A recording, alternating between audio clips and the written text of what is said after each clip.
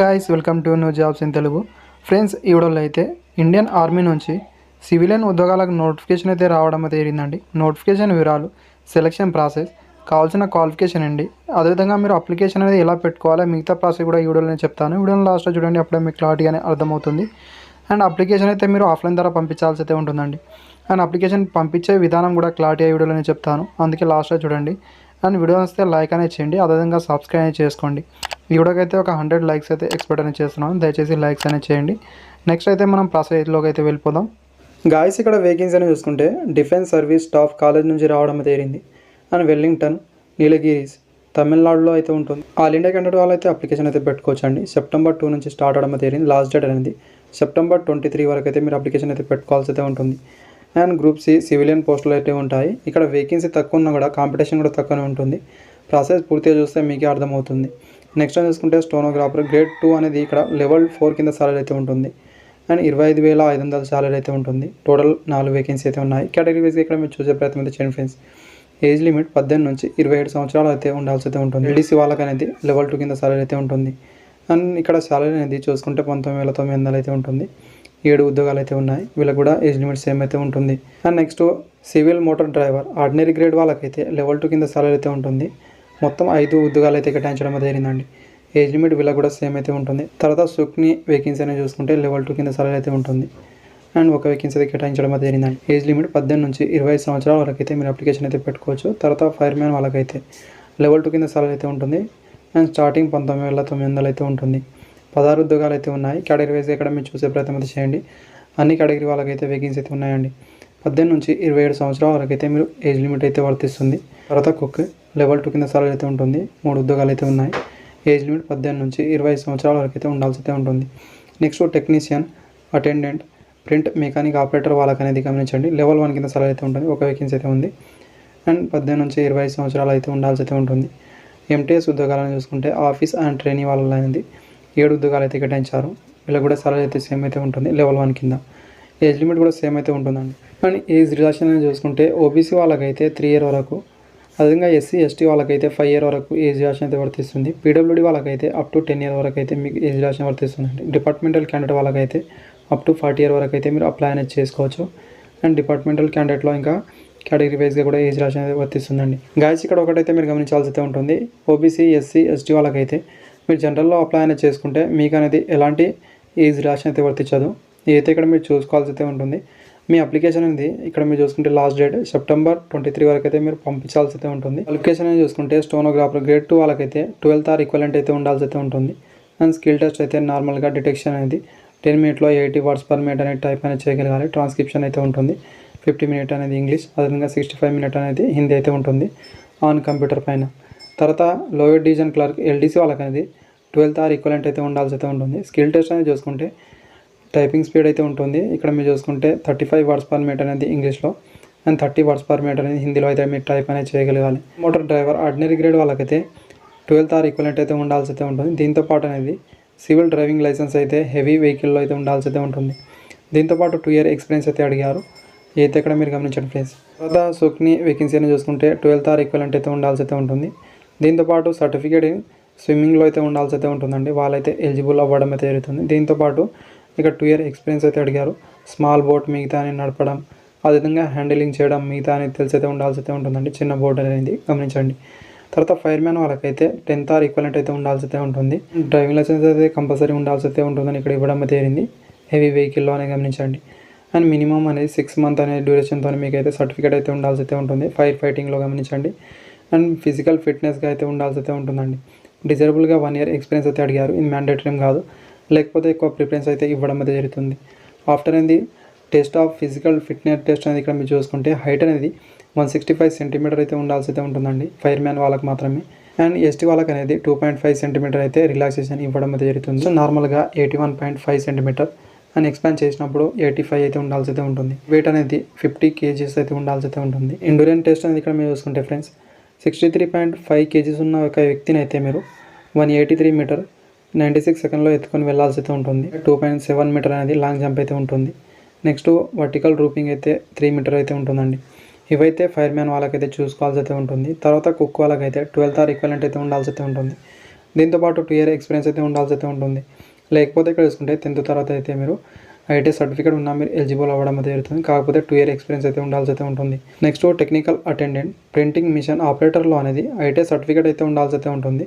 Printing machine and ఆపరేటర్లో అనేది TS అనేది చూసుకుంటే ఆఫీస్ అండ్ ట్రైనీలో 10th ఆర్ ఈక్వలెంట్ అయితే ఉండాల్సి అయితే ఉంటుందండి. దీంతో పాటు చూసుకుంటే మీ రిలేటివ్ ట్రేడ్కి సంబంధించిన నాలెడ్జ్ అయితే మీకు తెలిసి అయితే ఉండాల్సి అయితే ఉంటుందని ఇక్కడ చూపించారు. ఇక్కడైతే మీరు చూడండి. సో గైస్ అప్లికేషన్ అయితే ఇక్కడ ఇవ్వడం అయితే జరిగిందండి. ఇక్కడైతే మీరు ఫిల్అప్ చేసి పంపించాల్సి అయితే ఉంటుంది. Application for the post of అనేది ఇక్కడ చూసుకుంటే మీరు ఏ పోస్ట్కి అప్లై అనేది చేస్తున్నారు ఇక్కడ ఫిల్అప్ అనేది చేయండి. తర్వాత నేమ్ అనేది మీ ఫుల్ నేమ్ అయితే ఇవ్వాల్సి అయితే ఉంటుంది. మీ 10th మెమోలో ఏ విధంగా ఉందో ఆ విధంగా ఇక్కడ ఫిల్అప్ అనేది చేయాల్సి అయితే ఉంటుందండి. ఆఫ్టర్ ఇక్కడ మీ రీసెంట్ ఫోటో అయితే ఇక్కడ పేస్ట్ అనేది చేయాల్సి అయితే ఉంటుంది. దానిపైన సెల్ఫ్ అటాస్టెడ్ అయితే చేయాల్సి అయితే ఉంటుంది. ఇక్కడ మీరు క్రాస్ అనేది సైన్ అనేది చేసిన తర్వాత కింద డేట్ అయితే మెన్షన్ అయితే చేయాల్సి అయితే ఉంటుందండి. ఆఫ్టర్ ఫాదర్ నేమ్ లేదా మీ హస్బెండ్ నేమ్ అయితే ఇవ్వాల్సి అయితే ఉంటుందండి. మ్యారీడ్ అయిన ఉమెన్ క్యాండిడేట్ వాళ్ళైతే.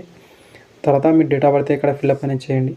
అండ్ లాస్ట్ డేట్ నాటికి అనేది మీకు ఎన్ని ఇయర్ అవుతున్నాయి, ఎన్ని మంత్ అవుతున్నాయి, ఎన్ని డేస్ అవుతున్నాయి ఇక్కడ ఫిల్అప్ అనేది చేయండి ఫ్రెండ్స్.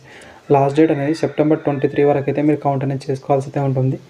ఆఫ్టర్ ఇక్కడ మీరు చూసుకుంటే మీ కేటగిరీ ఇక్కడ మీరు టిక్ అనేది చేయాల్సి అయితే ఉంటుంది. ఇక్కడైతే ఇదే విధంగా అయితే ఇక్కడ మీరు టిక్ అనేది చేయాల్సి అయితే ఉంటుందండి.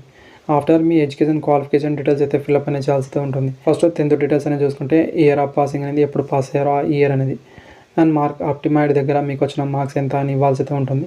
సపోజ్గా ఇక్కడ మీకు గ్రేడ్లో ఉంటే గ్రేడ్లో కూడా ఇవ్వచ్చు. తర్వాత టోటల్ మార్క్స్ అనేది చూసుకుంటే టోటల్ ఎంత ఉండే ఇక్కడ ఫిల్అప్ అనేది చేయండి ఫ్రెండ్స్. సపోజ్గా ఇక్కడ మీరు చూసుకుంటే గ్రేడ్లో ఉంటే 10 పాయింట్ ఉంటే 10 పాయింట్ అని ఇక్కడ ఇచ్చేయండి. ఇక్కడ గ్రేడ్లో ఉంటే ఇక్కడ మీరు చూసుకుంటే 9.5 ఉంటే 9.5 అని ఇలా ఇచ్చేయండి ఫ్రెండ్స్. పర్సంటేజ్లో ఎంత వస్తుందో ఆ పర్సంటేజ్ ఇక్కడ ఇవ్వాల్సి ఉంటుంది. రిమార్క్ ఏమైనా ఉంటే ఫిల్అప్ అనేది చేయండి, లేకపోతే వదిలేయచ్చు, మ్యాండేటరీ ఏం కాదు. తర్వాత 12th క్లాస్ అనేది మీ దగ్గర క్వాలిఫికేషన్ ఉంటే అదైతే ఇక్కడ అదే విధంగా ఫిల్అప్ అనేది చేయండి. ఇయర్ ఆఫ్ పాసింగ్, మీకు వచ్చిన మార్క్స్ ఎంత, టోటల్ ఎంత ఉండే అండ్ పర్సంటేజ్లో ఎంత అవుతుంది ఇవైతే ఇక్కడ ఫిల్అప్ చేయండి. అదేవిధంగా ఐటీ ఉంటే ఐటీ కూడా అదే విధంగా అయితే ఇక్కడ టోటల్ ఫిల్అప్ అనేది చేయాల్సి అయితే ఉంటుంది. అండ్ నెక్స్ట్ ఏదైనా అదర్ క్వాలిఫికేషన్ ఏమైనా ఉంటే అది కూడా మీరు ఫిల్అప్ అనేది చేయాల్సి అయితే ఉంటుంది. అండ్ టైప్ రైటింగ్ అలాంటివి కూడా మీకు తెలుసుంటే అవి కూడా ఫిల్అప్ అనేది చేసేయండి. ఎక్స్పీరియన్స్ ఏమైనా ఉంటే అవి అయితే ఇక్కడ మీరు ఫిల్అప్ అనేది చేయాల్సి అయితే ఉంటుందండి. లేకపోతే ఇది వదిలేయచ్చు. ఒకవేళ మీకు ఎక్స్పీరియన్స్ అడిగి ఉంటే అదైతే ఇక్కడ మీరు మ్యాండేటరీగా ఫిల్అప్ అనేది చేయండి. చూసుకుంటే గవర్నమెంట్ సర్వెంట్ వాళ్ళైతే ఇక్కడ మీరు నో అబ్జెక్షన్ సర్టిఫికేట్ ఇంక్లూడ్ అనేది చేయాల్సి అయితే ఉంటుంది. దీంతో పాటు అనేది మీరు చూసుకుంటే డే ఆఫ్ అపాయింట్మెంట్ అనేది మీరు ఎప్పుడు జాయిన్ అయ్యారు, నేమ్ ఆఫ్ పోస్ట్ అని దేని కింద ఉన్నారు, ప్రజెంట్ పోస్ట్ హోల్డర్ అంటే దేని కింద వర్క్ అని చేస్తున్నారు, ప్రజెంట్ పే స్కేల్ అదే లెవెల్ ఎంత ఉందో అది ఇక్కడ ఇవ్వండి. అండ్ తర్వాత ఇక్కడ చూసుకుంటే మీ నేమ్, తర్వాత మీ ఆఫీస్ అడ్రస్, మిగతా డీటెయిల్స్ ఇక్కడ ఫిల్అప్ అనేది చేయాల్సి అయితే ఉంటుందండి. అండ్ ఇక్కడ అడ్రస్ లైన్ 1లో మీ హౌస్ నెంబర్, విలేజ్ నేమ్ అని ఇచ్చేయండి. తర్వాత అడ్రస్ 2లో చూసుకుంటే మీ మండల్ నేమ్, ఇక్కడ తాలూక్ దగ్గర కూడా మీ మండల్ నేమ్, ఇక్కడ డిస్టిక్, తర్వాత పిన్ కోడ్, స్టేట్ అని ఇక్కడ ఇచ్చేయాల్సి అయితే ఉంటుందండి. ఒకవేళ మీ permanent address corresponding address same ఉంటే ఇక్కడ టిక్ చేస్తే సరిపోతుంది. సేమ్ అదే విధంగా ఇక్కడ రాసినా సరిపోతుందండి. ఒకవేళ వేరుగా ఉంటే ఇక్కడ టిక్ చేయకండి ఫ్రెండ్స్. తర్వాత ఇక్కడైతే వేరుగా ఉంటే వేరుగా ఫిల్అప్ అనేది చేసేయండి. ఇక్కడ ఈమెయిల్ ఐడి అని ఇచ్చేయాల్సి అయితే ఉంటుంది. ఆఫ్టర్ ఇక్కడ మీ ప్లేస్ అనేది ఇవ్వాల్సి అయితే ఉంటుందండి. మీరు ఎక్కడి నుంచి అయితే ఫిల్అప్ అనేది చేస్తున్నారు అనేది. అండ్ ఇక్కడ డేట్ దగ్గర అయితే ముందైతే ఇక్కడ మీరు డేట్ అనేది ఇచ్చేయాల్సి అయితే ఉంటుంది. ఈరోజు డేట్ అనేది 4 ఎంత అని ఇక్కడ ఇవ్వాల్సి అయితే ఉంటుంది. సెప్టెంబర్ ఇయర్ ఇక్కడ చూపిస్తుంది. ఇక్కడ సిగ్నేచర్ మీ సిగ్నేచర్ చేయాల్సి అయితే ఉంటుంది. అంటే 2 అడ్మిట్ కార్డ్స్ అనేవి వాళ్ళు ఇవ్వడం అయితే అయింది. అవి కూడా మీరు ఫిల్అప్ అనేది చేయాల్సి అయితే ఉంటుంది. ఇక్కడ కూడా సేమ్ మీ ఫోటో అయితే పేస్ట్ చేసి సెల్ఫ్ అటాస్టెడ్ చేయాల్సి అయితే ఉంటుంది. కింద డేట్ కూడా మెన్షన్ అయితే చేయాల్సి అయితే ఉంటుంది. పోస్ట్ అప్లైడ్ ఫర్ అనేది మీరు ఏ పోస్ట్కి అప్లై అనేది చేస్తున్నారు. తర్వాత నేమ్ అనేది మీ ఫుల్ నేమ్ ఇచ్చేయండి, date of birth, Aadhaar card number, mobile number, అదేవిధంగా ఇంకో మొబైల్ నెంబర్ ఉంటుంది అది కూడా ఇక్కడ ఇచ్చేయండి. ఈమెయిల్ ఐడి ఇక్కడ ఫిల్అప్ అనేది చేసేయండి ఫ్రెండ్స్. ఆఫ్టర్ రూల్ నెంబర్ అనేది మీరు వదిలేయాల్సి అయితే ఉంటుంది. నెక్స్ట్ డేట్ ఆఫ్ టైమ్, అదేవిధంగా రైటింగ్ టెస్ట్ అనేది కూడా మీరు వదిలేయాల్సి అయితే ఉంటుందండి.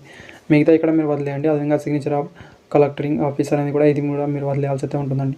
సింపుల్గా ఇదే ఫిల్అప్ చేయండి.